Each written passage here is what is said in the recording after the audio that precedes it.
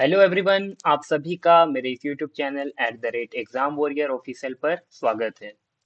जो लोग इस चैनल पर नए हैं उन्हें मैं इन्फॉर्म करना चाहता हूं कि हमने पॉलिटी का सीरीज स्टार्ट किया है, जिस पर हम पॉलिटी के मोस्ट इम्पोर्टेंट टॉपिक या कहे टारगेटेड टॉपिक जो कोई भी कॉम्पिटिटिव एग्जाम में बार बार पूछा जाता है, उसे हम अपने शॉर्ट ट्रिक और टिप्स से सिंपल बनाने का प्रयास करते हैं। और आज हम इस वीडियो में प्रियम्बल एंड सिटीजनशिप के शॉर्ट टिप्स एंड ट्रिक देखने वाले हैं। तो बिना टाइम वेस्ट किए आइए हम वीडियो को स्टार्ट करते हैं। हम सबसे पहले प्रियम्बल से स्टार्ट करते हैं। Preamble of the Indian constitution.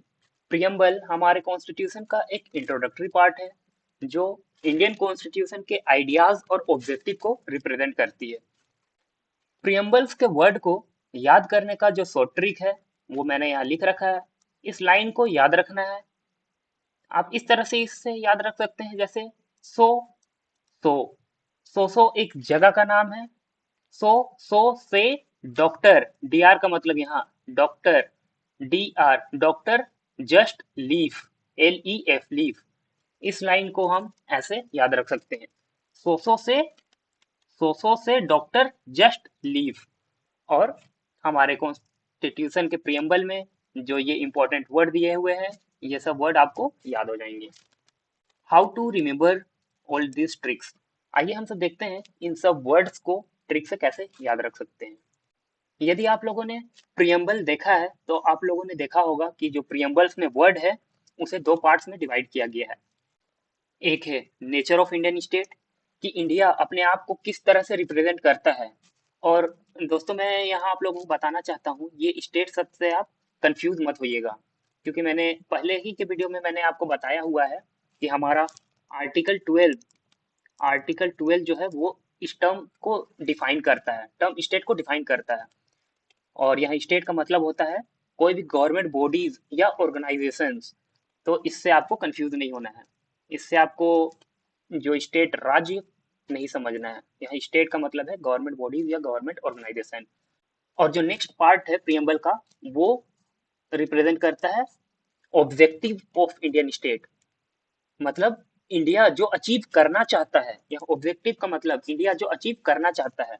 और यहाँ जो पहले हमने देखा था नेचर, मतलब इंडिया जिस तरह से अपने आप को रिप्रेजेंट करता है। तो आइए देखते हैं एक एक करके इन सब वर्ड्स का मतलब। पहला जो वर्ड है वो है सो। सो का मतलब है यहाँ सोवरेन। सोवरेन का मतलब होता है कि इंडिपेंडेंट स्टेट। आप इसे इस तरह समझ सकते हैं, 1947 से पहले इंडिया ब्रिटिश गवर्नमेंट के अंडर में थी। यहाँ ब्रिटिश गवर्नमेंट इंडिया के लिए रूल एंड रेगुलेशन बनाया करता था। बट आफ्टर इंडिपेंडेंट इंडिया को एक सॉवरेन स्टेट का दर्जा दिया गया है। आप लोगों ने इंडिया का मैप देखा होगा। इंडिया का मैप कुछ इस प्रकार से है, आपने देखा होगा। आप लोगों ने इंडिया का मैप देखा होगा। और इस सॉवरेन शब्द का यही मतलब है कि इंडिया अब एक इंडिपेंडेंट स्टेट है। अब वो खुद के लिए कानून बना सकता है, और वो कानून इस टेरिटरी, इंडिया का जो मैप है उस टेरिटरी तक ही लागू रहेगा। दूसरा जो वर्ड है वो फिर से है सो। सो का मतलब यहाँ सोशलिस्ट, मतलब समाजवादी। इंडिया जो है एक सोशलिस्ट स्टेट है, जिस पर distribution of goods and services सब गवर्नमेंट डिसाइड करती है। गवर्नमेंट डिसाइड करेगी प्रोडक्शन और डिस्ट्रीब्यूशन ऑफ गुड्स के बारे में। यहाँ सोशलिस्ट स्टेट में जो गवर्नमेंट होती है हमेशा समाज के हित के लिए सोचती है। आप लोगों ने देखा होगा गवर्नमेंट हर साल बजट लाती है, जिस पर पहले से ही ये प्लानिंग रहता है कि कितना गुड्स एंड सर्विस प्रोड्यूस करना है और डिस्ट्रीब्यूट करना है। नेक्स्ट जो वर्ड है, तीसरा वर्ड, वो से है। से का मतलब यहाँ सेक्युलर, धर्म निरपेक्ष। इंडिया कैसा है कंट्री है? इंडिया एक धर्म निरपेक्ष कंट्री है, सेक्युलर स्टेट है। इंडिया का कोई अपना रिलीजन नहीं है। यदि आप पाकिस्तान को देखोगे तो पाकिस्तान एक इस्लामिक स्टेट है, लेकिन इंडिया का कोई रिलीजन नहीं है। नेक्स्ट जो वर्ड है, फोर्थ वर्ड, वो है डी, डेमोक्रेटिक, लोकतांत्रिक। यहाँ डेमोक्रेटिक का मतलब है rule by the people. Democratic country में people have power to participate in decision making. किस तरह से डिसीजन मेकिंग में पार्टिसिपेट कर सकते हैं? पीपल जो है वो एक अपने रिप्रेजेंटेटिव चुनते हैं, जो behalf of the people parliament पर उनकी बातों को रखते हैं। इस तरह से India is a democratic state. Next जो हमारा वर्ड है, फिफ्थ वर्ड, वो है R, republic. India is a republic state, गणतंत्र राज्य। Citizen have right to choose their head directly और इनडायरेक्टली। अब तक हम लोगों ने जिन वर्ड्स पर बात की है वो सब रिप्रेजेंट करती थी नेचर ऑफ इंडियन स्टेट को। अब नेक्स्ट जो पार्ट है वो ऑब्जेक्टिव होगा। तो ऑब्जेक्टिव देखते हैं क्या है। यहाँ नेक्स्ट जो हमारा वर्ड है, सिक्स्थ वर्ड, वो है जस्ट। जस्ट का मतलब जस्टिस, और जस्टिस का यहाँ मतलब है सोशल, पॉलिटिकल और इकोनॉमिक जस्टिस। मतलब कानून जो है वो सबके लिए बराबर है, चाहे वो अमीर हो या गरीब हो। नेक्स्ट जो हमारा वर्ड है, सेवेंथ वर्ड, वो है एल। एल का मतलब यहाँ लिबर्टी। हमने ये फंडामेंटल राइट में भी पढ़ा हुआ था। लिबर्टी का मतलब liberty of thought, expression, belief, faith and worship. Next जो हमारा वर्ड है, एट वर्ड, वो है E, equality. Equality of status and opportunity to all. Next जो हमारा वर्ड है, नाइन्थ वर्ड, वो एफ है, फ्रेटर्निटी। इसका मतलब भाईचारा। और जो फ्रेटर्निटी का सब कैटेगराइजेशन जो किया गया है वो यूनिटी, इंटीग्रिटी और डिग्निटी। यहाँ इंपॉर्टेंट नोट करने वाली बात ये है, 42nd कॉन्स्टिट्यूशनल अमेंडमेंट एक्ट जो हुआ था 1976 पे, वहाँ प्रियम्बल में 3 वर्ड ऐड किए गए थे। पहला जो वर्ड था वो है इंटीग्रिटी। ये फ्रेटर्निटी वाला इंटीग्रिटी आप देख सकते हैं। जो फ्रेटर्निटी का सब कैटेगराइजेशन था इंटीग्रिटी, वो वर्ड यहाँ ऐड हुआ था। नेक्स्ट जो था वो सोशलिस्ट, सोशलिस्ट था। आप देख सकते हैं सेकंड वाला जो है सोशलिस्ट। और सेक्युलर देख सकते हैं थर्ड वाला जो सेक्युलर है। ये 3 वर्ड जो थे वो हमारे कॉन्स्टिट्यूशन, हमारे प्रियम्बल के कॉन्स्टिट्यूशन में बाद में ही ऐड किए गए थे। ये एग्जाम में कई बार पूछा गया है। नेक्स्ट जो हमारा टॉपिक है वो है सिटीजनशिप। सिटीजनशिप हमारे कॉन्स्टिट्यूशन के पार्ट सेकंड में मेंशन्ड है, जो आर्टिकल 5 to 11 है। सबसे पहले हम सिटीजनशिप के एक्ट को देखेंगे, क्योंकि ये कॉम्पिटिटिव एग्जाम में कई बार पूछे जाते हैं सिटीजनशिप एक्ट से। सिटीजनशिप एक्ट के तहत जो सिटीजनशिप एक्वाजिशन करने का कितनी मेथड है। सिटीजनशिप एक्ट के तहत सिटीजनशिप लेने का, एक्विजिशन करने का, सिटीजनशिप लेने का कितना मेथड होता है, 5 मेथड होता है। और सिटीजनशिप लूज करने का मतलब सिटीजनशिप हमारा कैसे त्याग कर सकते हैं, कैसे छोड़ सकते हैं। सबसे पहले हम सिटीजनशिप एक्ट देखेंगे, जो कि गवर्नमेंट एग्जाम में कई बार इससे क्वेश्चन बनते हैं।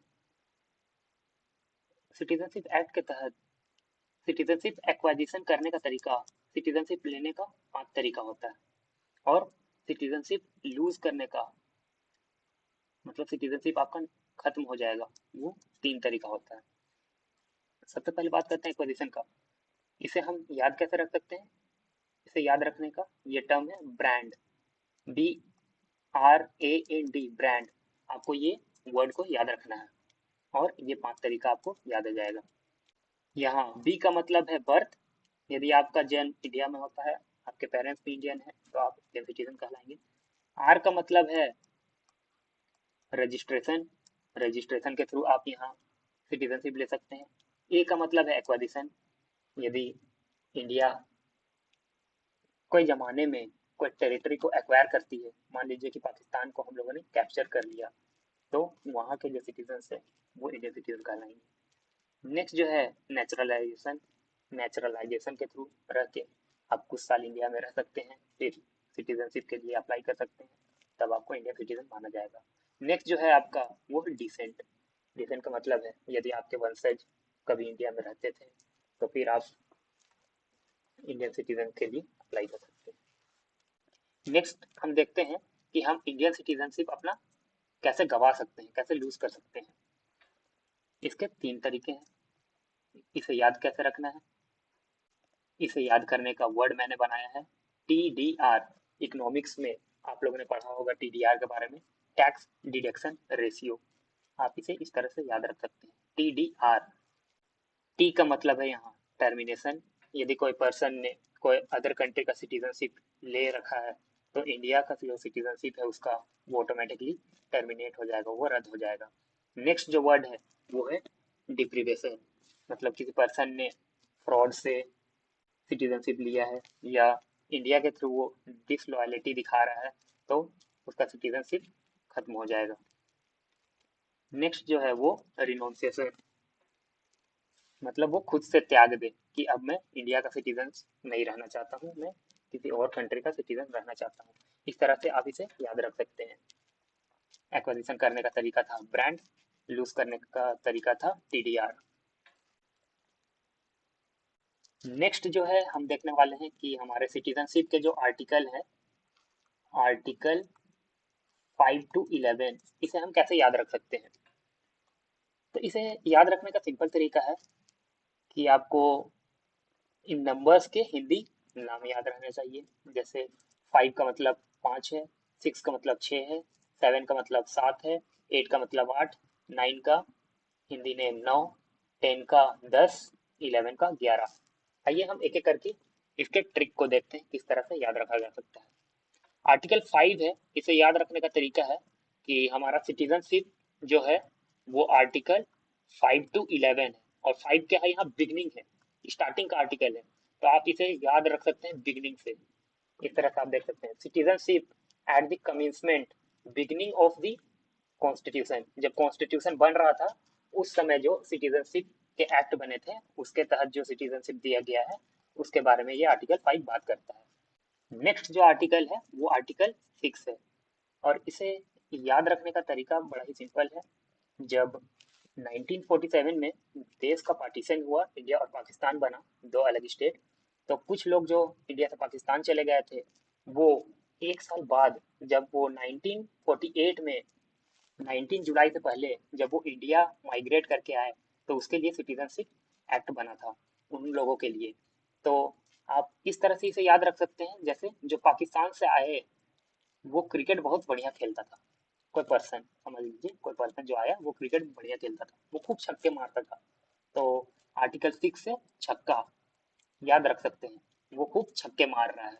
कौन? जो पाकिस्तान से इंडिया माइग्रेट होके आया था, migrate to India from Pakistan. Next जो हमारा आर्टिकल है वो है आर्टिकल 7, जो बात करता है उन लोगों के लिए जो 1 मार्च 1947 के बाद इंडिया से पाकिस्तान चले गए थे, लेकिन फिर वो इंडिया वापस आ जाते हैं इंडिया में परमानेंटली रहने के लिए, तो उनके सिटीजनशिप के लिए आर्टिकल 7 बात करता है। तो आप इसे इस तरह से याद रख सकते हैं कि उन्होंने साथ छोड़ दिया। जैसे देख सकते हैं आर्टिकल 7, हिंदी इसका मतलब मैंने बताया था साथ, साथ छोड़ दिया। उन्होंने किसका साथ छोड़ दिया? पाकिस्तान का साथ छोड़ दिया, और वो इंडिया में अब परमानेंटली इंडिया के सिटीजनशिप बन के रह रहे हैं। नेक्स्ट जो हमारा आर्टिकल है वो है आर्टिकल 8, जो बात करता है Indian origin reside outside, outside the India. 8, article 8, इसका हिंदी मतलब है 8, 8 से आप बना सकते हैं out, Indian origin reside outside the India, उनके सिटीजनशिप के लिए आर्टिकल 8 बात करता है। नेक्स्ट जो आर्टिकल है वो है आर्टिकल 9, जो बात करता है कि जिन लोगों ने कोई अदर कंट्री का सिटीजनशिप ले लिया है वो अब इंडिया के सिटीजन्स नहीं रहेंगे। तो इसे आप याद रख सकते हैं 9, 9 से यहाँ ट्रिक ऊपर देखेंगे, नोट, वो अब इंडिया के सिटीजन नहीं है, नोट। नेक्स्ट जो हमारा आर्टिकल है वो आर्टिकल 10, आर्टिकल 10 बोलता है कंटिन्यूएशन ऑफ सिटीजनशिप, मतलब any person who is considered as a citizen of India under the constitution will be citizen of India, मतलब कॉन्स्टिट्यूशन के तहत किसी को यदि सिटीजनशिप माना गया है इंडिया का तो वो इंडियन सिटीजन माना जाएगा। तो इसे आप याद रख सकते हैं 10, आर्टिकल 10, देखिए हिंदी मतलब है 10, 10 से हमने बनाया है बस जा, बस जा मतलब अब यही रह, कंटिन्यू कर। एंड लास्ट जो हमारा आर्टिकल है आर्टिकल 11, जो बात करता है कि पार्लियामेंट हमारे सिटीजनशिप के लिए लॉ बना सकता है। तो आज के वीडियो में हम लोगों ने प्रियम्बल और सिटीजनशिप के शॉर्ट टिप्स एंड ट्रिक देखे हैं। तो इस तरह से आप इन ट्रिक और टिप्स का यूज़ करके आसानी से क्वेश्चन सॉल्व कर सकते हैं। तो ये वीडियो को हम यहीं तक रखते हैं, मिलते हैं हम अपने नेक्स्ट वीडियो में। यदि आपको मेरा ये वीडियो पसंद आया हो तो आप इस वीडियो को लाइक करें, मेरे चैनल को सब्सक्राइब करें और इस वीडियो को अपने दोस्तों से शेयर करें। तो मिलते हैं हम अपने नेक्स्ट वीडियो में, तब तक के लिए थैंक यू। जय हिंद।